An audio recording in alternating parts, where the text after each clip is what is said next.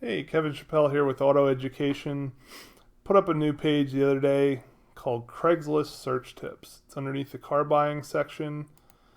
It's kind of a compilation of some of the tricks I've learned over the years and really teaches you how to cut through the clutter, find what you're looking for on Craigslist. The example I give is looking for a Ford pickup, but really it can be anything. And these tricks will work whether you're searching for furniture, baby clothing, tools, stuff like that. All right, let's pop over to Craigslist and start our very basic search. Start at the beginning. I'm actually on Philadelphia regional site. It's philadelphia.craigslist.org. I live just south of Reading, but what I found is most people post to Philadelphia just because it has a lot more activity, a lot more eyeballs on it. So I'll typically start in Philadelphia. The example on the web page, we are looking for a Ford truck. So you think we'd start at cars and trucks. Probably a good idea. And we've got three options here: by owner only and by dealer only. Are okay if you're trying to not deal with one or the other. So if you want to deal exclusively with a dealer, I tend to cast the widest net. I use all cars and trucks.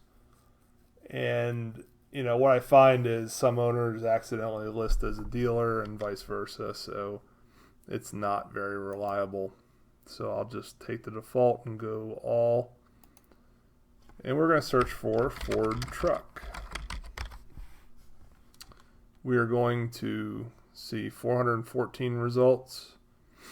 And the interesting thing is if we go over here to Craigslist to the homepage and notice that the for sale banner here is clickable. If we click that, what that allows us to do is search all 43 categories underneath the for sale main category.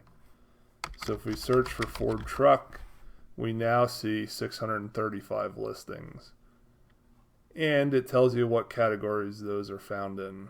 So you're going to see 13 in business, 7 in heavy equipment, and auto parts and wheels and tires. We're not interested in that. We're looking for the actual truck.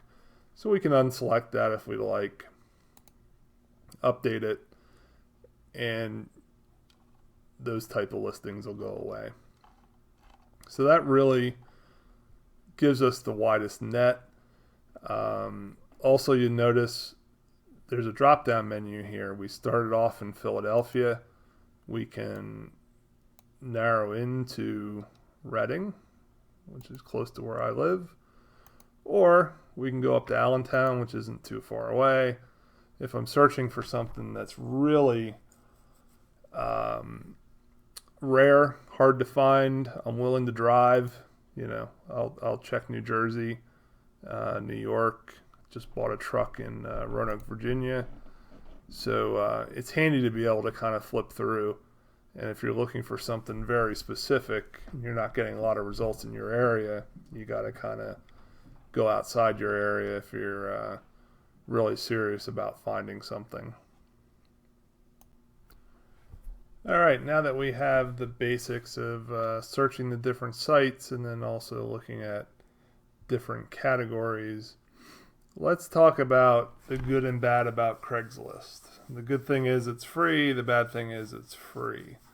And there's no spell check. There's a few required fields, but when it comes to actually searching for a vehicle and when people list, they end up not filling out most of the information. So here you can see on the left-hand side when we're in cars and trucks, these are all the attributes that could possibly be filled out for a vehicle. You've got new, like new, excellent, good, fair, salvage. What type of fuel? Is it gas, diesel, hybrid, electric, transmission? Most people don't take the time and fill those out. So just be aware, if you're going to be searching and using those to narrow down your results, you're probably going to end up missing quite a few listings just because most people do not actually fill that out. Model year is hit or miss. Most of the time people use the model year. Make and model, I don't like using that. I tend to put that just right up here in the search terms if I can. For price, if I have, let's say, a $5,000 budget, I'll typically go $1,000 or $2,000 over just to capture the dreamers who listed their vehicle at way too much money, those who are willing to bargain. And some people, if they want $3,500, they'll double it and say, hey, I'll start out at $7,000 and maybe I'll end up at $4,500. So I'll typically go a touch above. One of the things to be aware of is a lot of times people will list something at $1. If they don't know what they actually want, if they want to trade, here's one right here. Here's one at $2. Sometimes instead of typing 2,000, they'll put a 2. This guy wants 2,500, which I'm assuming is 2,500, although he put $2 up here. So it's kind of hit or miss. To eliminate those listings, I'll usually put like $5 as my minimum price. And that usually gets rid of most of those people. A lot of times they either want to trade or they're just looking for offers. So that's another way of kind of narrowing down your results. Sometimes you want to use the has image. A lot of times, especially on a car, if there's no image and the person didn't take the time to snap a picture, it's probably not worthwhile investigating. I've had a few where it worked out, but that's really a case of, making it, if you're really searching for something that is rare, you're going to take the extra time and follow up on the listings without pictures. But most of the times I like to see the pictures. So the other bad thing about Craigslist is misspellings and just general grammar. Sometimes people, especially here, we're searching for a Ford truck. Some people call it a pickup. Some people say pickup truck. So here you'll see we get 61 results versus, it's about the same with Allentown. Let's go to Philadelphia. Again, we can switch between sites. We got 178 for truck and so 178 and 237 for pickup. So there's clearly a difference searching between those. And again, there's also misspellings. A lot of times it's helpful to search for the model. So let's say I want a half ton, I would go F-150. We get 184 results. Well, to be correct, it should be F-150. There we get 276. So really, what we want to do is figure out, instead of making multiple searches, how can we get F-150 and F-150 in the same search? And that comes down to regular expressions. And regular expressions, if you're a programmer, they're the bane of your existence and not very much fun. With Craigslist, it's pretty easy because all we're really concerned about is the or statement. And so you can take a search term, put a pipe in there, which is just above the backslash, and you hit shift and then backslash, and that gives you your pipe. It's just a vertical line. It's right above your enter key. And then we can type in F-150 without the dash. That's going to give us more results. Not a lot more, because some people are smart enough to put both in their listings and just to cover those scenarios, but not everybody. And if we want to include an F-250, which is the 3/4 ton, we can do that and include both spellings of the model. Now we've got 362 results. And for the people who didn't include a model number, we can just type in Ford pickup. Now take notice we had 362 results. Now we have 244. You're asking yourself, well, how can it be less? Well, regular expressions are kind of finicky. So if you have a space within here, it actually ends the statement. So if you have a search term with a space, you have to encapsulate it with parentheses. When you do that, you'll see now the result set jumps up to 448, and that gives you a few more listings. That's your basic regular expressions.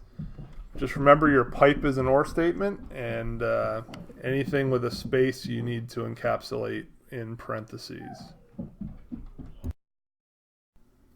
All right, now that we covered regular expressions, the handy thing you can do is copy and paste this. So you can copy, open up Notepad, and paste this, because you're not going to find exactly what you're looking for in the first day. And instead of having to retype it, you can just save this string that you're searching for. Makes it kind of handy. The other thing you can do is get a app for your phone. I happen to use Craigslist, and it's available on iTunes. And Android I'm not sure about, but there's other ones out there. It allows you to save your searches, set alerts. I typically use it on manual mode. I check it 3 or 4 times a day. I've got about 5 or 6 searches saved right now.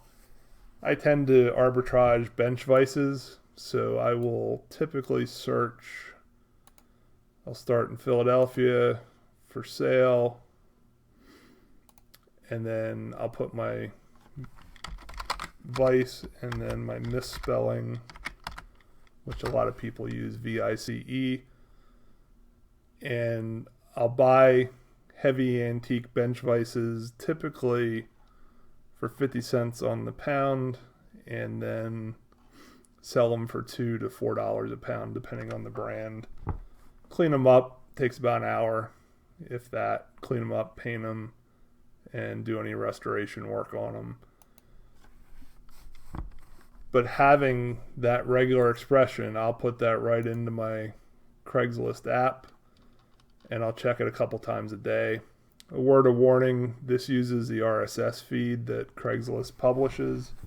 That can be anywhere from 10 to 30 minutes delayed. So if you're really hunting something and it's a high volume, a lot of listings, you want to get the absolute jump on somebody else. You really want to check the website, the app. Again, if you can deal with that 10 to 30 minute delay, not a big deal. In general, there's a couple rules when dealing with Craigslist. Whenever you can, get to see the item as soon as possible. I've had multiple sellers sell really desirable stuff out from under me. And if you think about it, as a seller, you deal with so many no-shows and just real whack jobs on Craigslist that, a bird in the hand's worth 2 in the bush, whatever that saying is and whatever it means. That seller would rather have the money sooner than later. And so whenever something really rare comes up and it's a really good deal, I do everything I can to get there within an hour or two. I've been quite disappointed on some items where I let it go a day or two. I contacted the seller, let them know that I was coming, but they don't know me, and they don't know if I'm going to flake out on them or not. So it's kind of tough. Certain items, certain areas, I'll meet in a public place at a local convenience store or something like that.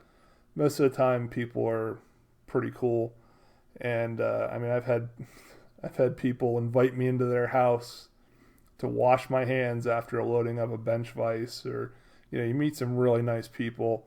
You meet some weirdos too, but always use precaution. If you're least bit hesitant, meet in a public place and put both parties at ease. And so that's about it. If you have any questions, ask away in the comments section of this video, and or use the contact form on my website, and I'll try to get back to you as soon as possible. Take care. Thanks.